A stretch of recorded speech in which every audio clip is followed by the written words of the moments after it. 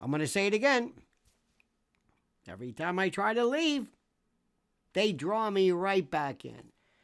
The Fani Willis and lover boy Nathan Wade story continues to dematerialize based upon the collective perjury of these two cads, these two absolute contemptuous buffoons who don't seem to know how it's done and don't seem to care.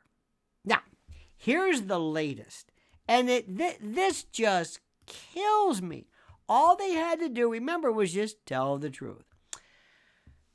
Well, Trump's lawyers submitted what is referred to as a supplemental defense exhibit concerning a hearing that was made to dismiss Fani Willis as DA in the racketeering case against Trump. And the the exhibit, indicates evidence proving, it appears, that Special Prosecutor Nathan Wade spent far more times, perhaps booty calls, I don't know, booty duty, tour of booty, whatever you call this, but spent more time at Fani's Hapeville residence than was previously alleged and stated before being appointed. Now, Trump's lawyers Steve Sadow and Jennifer Little used an investigator, Charles Mittelstadt, to examine Mr. Wade's cell phone records from AT&T. Oh, this gets good. See, the phone is what does it. Mr. Mittelstadt requested the records on February the 9th and received them on the 15th, as the supplemental filing indicated. Mittelstadt used a system called CellHawk, CellHawk. It's a tool used to analyze phones, and is considered, as been stated, the absolute gold standard in cell phone record retrieval, and is used by law enforcement. And the records, listen to this, unveiled over 2,000 voice calls and nearly 12,000 text messages that were exchanged between Casanova and Fani over an 11-month period. Damn. And I'm sure, I don't know if there was anything salacious on it, but what are you going to do? Now, Mr. Mittelstadt used this system called CellHawk, and it established and the words quoted was a very conservative, interesting, geofence near Fani's condo in Hapeville. And the analysis indicated a minimum of 35 instances where Loverboy's cell phone connected for an extended period of time to one or two cell phone towers that were closest to the home. I mean, it doesn't mean that he was at her home just near the cell phone tower, which happened to be near her home. Coincidence? What are you going to do?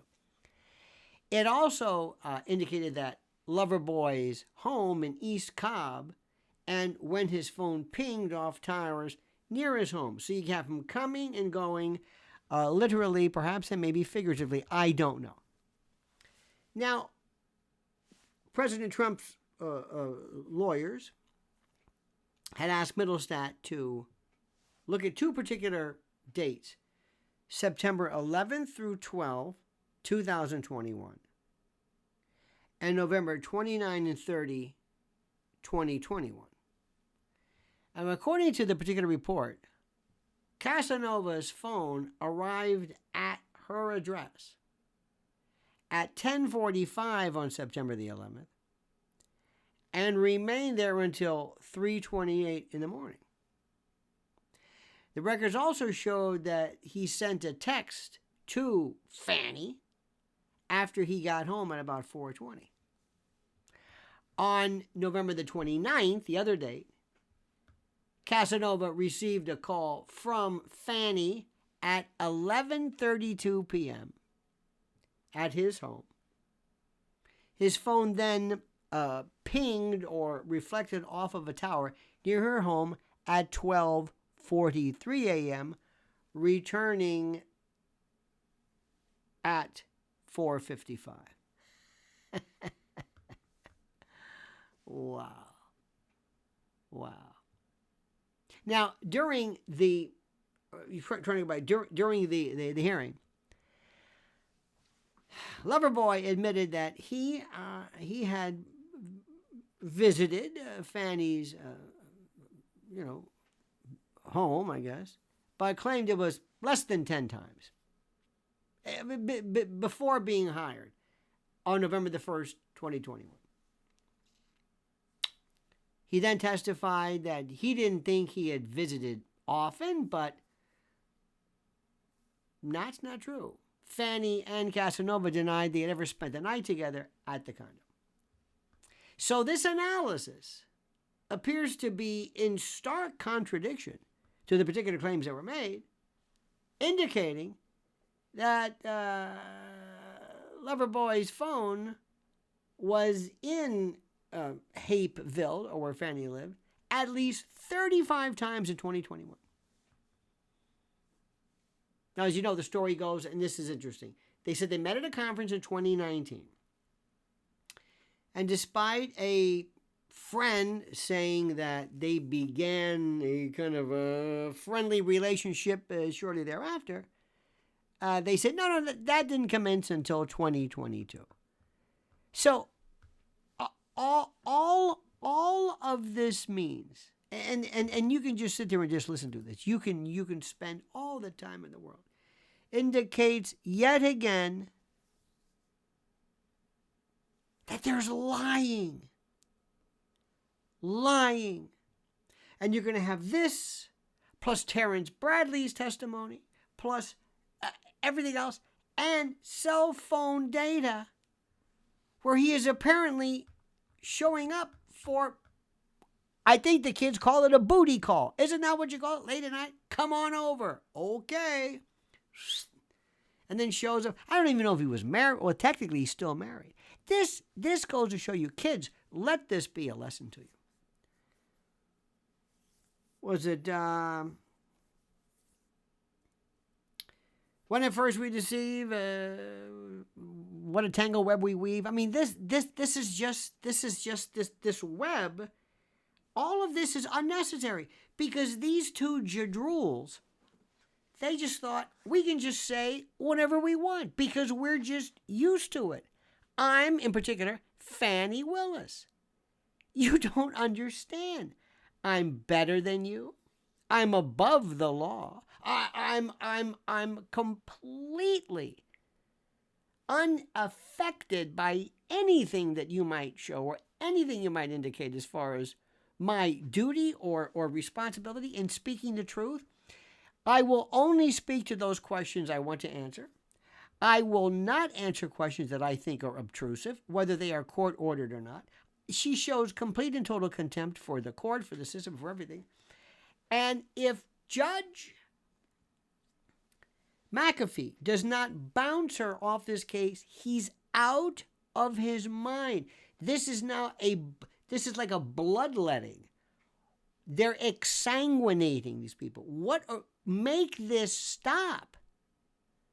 She is looking at, I mean, seriously, if somebody, I hope that the defense team calls for a special prosecutor to pursue perjury. This is perjury. And let me tell you something.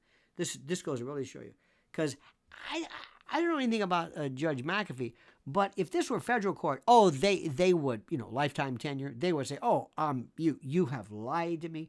You have shown utter, unbelievable contempt for this court by virtue of this. And the cell phone tower, when you see these numbers, 35 times and pings and this and that, it's just,